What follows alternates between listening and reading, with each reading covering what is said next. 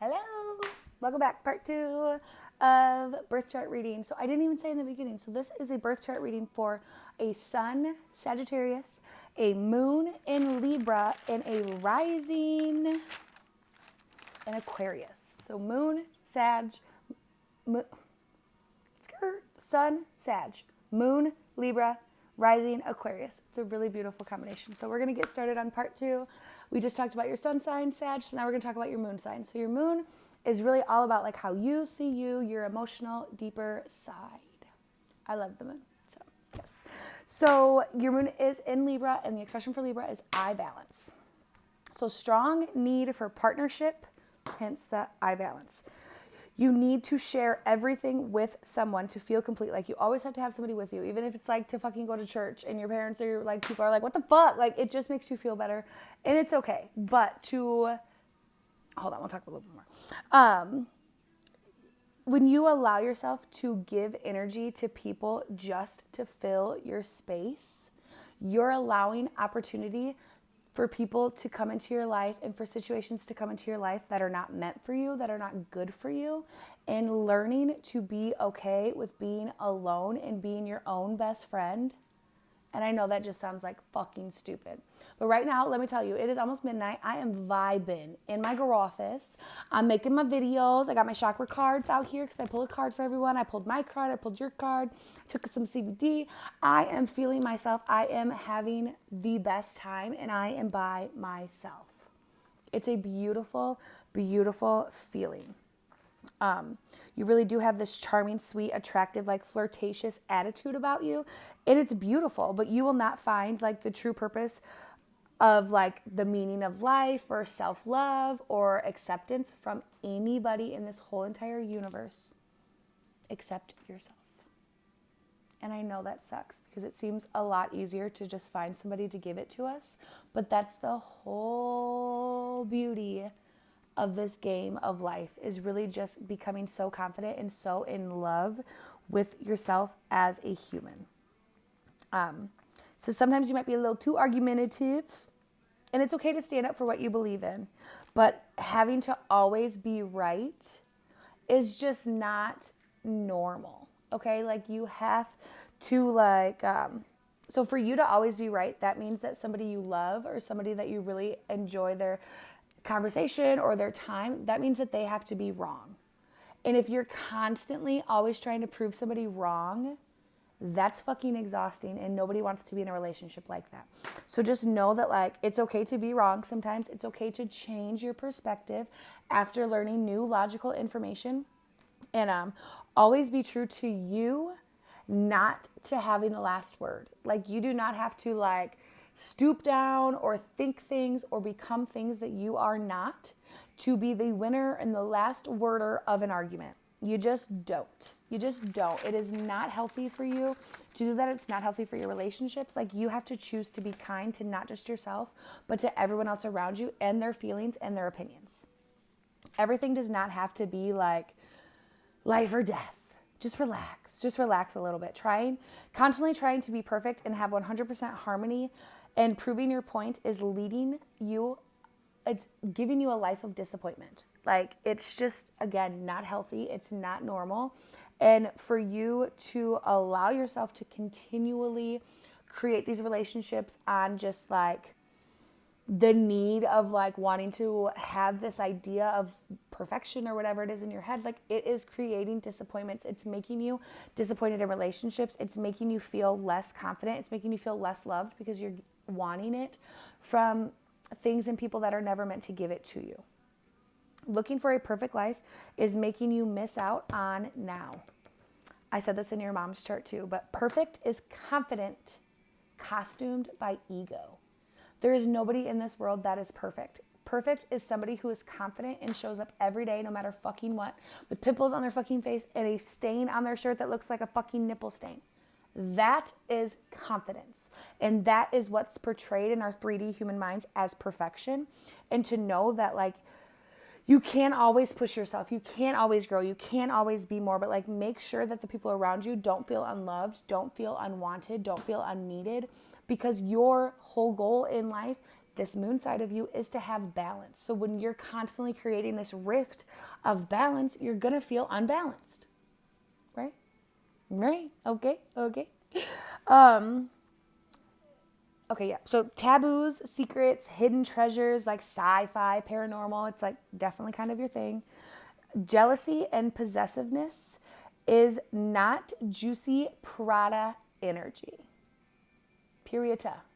You do not own anybody. You do not have a right to control anybody. You do not have a right to have anybody. And when you lose sight of a relationship and lose sight of the gratitude and the love that created the relationship in the first place, you will find yourself on a icky ground. Yes. You are a deep, loyal, loving partner, and you need that from a partner too. So do not settle there. Strong, random, and sudden thoughts and feelings come to you very often, whether it's about like a situation or a person or feelings or thoughts, like whether you know it or not, like you are a very intuitive, halfway, almost psychic bitch. Okay. And that's not a scary thing. That's not a bad thing. That just means that you have this power to really see into situations, to get feelings, to have energy around you that you can tell is upset or not right. And you have to trust yourself, because that is how you're going to protect yourself and others from harm and from miss good. That's not really a fucking word, but you know what I mean. Stop reading into shit so much. Just trust yourself. Take time to reflect and to reset often. You are not ready to be confident, and you have not been ready to be this confident, strong, emerging person, but it is time. It is time to start embracing this amazing queen that is underneath all of those layers of fucking bullshit. It's time to wash all that off and to let her shine, because like, you do not need to be saved. You do not need to be rescued. You do not need to have anybody prove anything to you. You are it. You are it in a bag of motherfucking chips. Chips. Okay? I think that's good. All right, so we'll move on now to your Mercury. So your Mercury is your planet placement of like communication, planning, how you do all of those things. That is also in Sagittarius. So the expression for that is I discover. Says you're very enthusiastic, humorous, and strong, opinionated, and eager to share your opinions, which is okay. Interested in foreign places in different languages. You believe that everything is a learning opportunity. Your home and comfort are very important to you. You speak easily when you feel like you are being heard. You are skilled at bringing in fresh air and fresh ideas and fresh to all situations. And it's a beautiful thing that you have. Do not resist adding that blessing and adding that breath of fresh air that can literally revive any dark situation and any lost hope. Like, you are the creator of that, and you have to embrace that. You like to move, which we said that already with your Sag sign. Constant change is good when it's directed and happening with intention. You have a voice that deserves to be heard. Do not hold yourself back because of your own self-insecurities. Like, I'm going to keep it 100 with you right now. Like, that is fucking selfish that you are not giving the world everything that you have the potential of giving the world because you're so stuck on what everyone's thinking about it. Stop. Like, you are not giving yourself full range of anything that you want. Like, anything is within your reach, but you have to stop being so terrible to yourself and so condescending and so worried. Like, just do it. Just do it. Like, ready is a fucking lie. You're never going to be ready for anything. It's time to act. And when you have these gut instincts and these feelings of what you need to do and what you need to add, do it. Do it now. Being real is cool. Having feelings and sharing them is beautiful. Showing true colors is hype. And allow others to also know that. Positive feedback means a lot to you, and just make sure that your people know that. It's your love language. Words of affirmation, I can almost guarantee, is your love language. You just like to hear that you're doing a good job, or that people see you, or that all of these things. And as much as that's your love language, you literally are refusing to like ever accept it. Like, you're literally setting yourself up for failure, babe. You have to stop. You have to know that people would not give you these beautiful, amazing compliments and love and insight and knowledge if they didn't think you deserved it. People are not going around telling people, oh my God, you're the most fucking gorgeous person I've ever seen, to the ugliest person they've ever seen. They're not doing it. You are worthy of every single compliment. Like, you worrying and fearing about life is poisoning your sweet fucking soul. Embrace true love and adoration and respect from the ones that are so eagerly wanting to pour it onto you. Again, I ended this one with, I am worthy, I am in control, and I am the yin to my yang. Now, I keep saying I need to do a video on this, but so yin and yang is something that we learn about growing up. Like, we know the symbol and shit, and we always go about saying like, oh, you're the yin to my yang, or this, that, and the other. And as much as that's beautiful, it's actually all wrong. We are the own yin to our yang. It's called duality. We all have feminine and masculine energy inside of us, and we are the balance. We are literally all the balance that we could ever need in life. It's here. It's within you. You are that strong. You are that powerful. And you are that capable of doing that for yourself.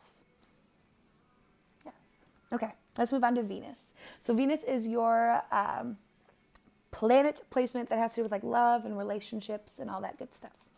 And this is in Libra. And again, this is I balance for the expression.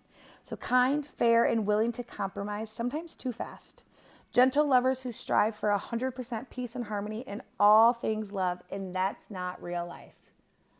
It's not real life. Real life couples who last forever and truly have a passionate, desirable, ever-growing relationship fight, have disagreements, compromise on both sides. Like, relationships are not 50-50. That's something else that we really need to stop fucking teaching our kids and ourselves. Relationships are 100. Each person should be giving 100% of the time, and allowing the other person to also do that, and then creating a 200% fucking life. Like, yes, please, thank you, right? Yes. Love is hard and full of messy emotion and constant compromise, but do not allow yourself to always be on the calm side of promise. That means do not allow yourself to literally like compromise on your morals, on your beliefs, on what you know, on what you feel, on what you think. Like, there is not a soul human in this motherfucking world that deserves for you to settle or to give up on what you actually want. Not one. And true love and your real person that's meant to be in your life, that's meant to help you grow, would never and nunca ask for you to do that or expect for you to do that. That's not real love. Period. You kind of like, you might find yourself in situations where like you might not even feel loved from this person. Like, you might not even feel taken care of, and you'll just allow yourself to do the loving for both of you. Like, it's all right. Like, whatever. I just like, no, you deserve the love that you give 100% of the time, always in return. I'm not saying your partner has to always be perfect or always know what to say or always keep you happy or always keep you excited, but a partner who knows, like, purely intently in their heart that you are worthy of your desires and you deserve to go for your dreams and you deserve to do all of these things, again, will only flourish that dream. They will never shit on it. This perfect, happy love, because of your want of this perfect, happy love, you will allow people to make decisions for you. Wanting to please others does not mean having to be weak. Period. Okay. You do not have to lose yourself or your identity in the pursuit of love. True love would never ask or expect that from you. You should never, again, nunca, shrink yourself to fit into somebody's life, to somebody's dreams, to somebody's reality. Like, if somebody else is like under you, like shrunken under you, smaller than you, if they're not willing to level up and to grow up, then we have no need for a relationship here. Period. Ever. Don't fucking settle, ever. For what? Like, you literally have one life. Don't settle. Do not settle. The grass is green where it is watered. And settling for love that does not ignite your soul fully will create a life for you that you're constantly worried about your neighbor Becky's grass. And her grass could be fertilized and fucking bullshit, but you're just so worried that it's green that you forget to water yours, and then you find yourself in just not a good state. Like if something doesn't make you feel good, if something doesn't light you up, if something once made you feel good and now doesn't, that's okay. That's okay too. That's called growth. That's called growth.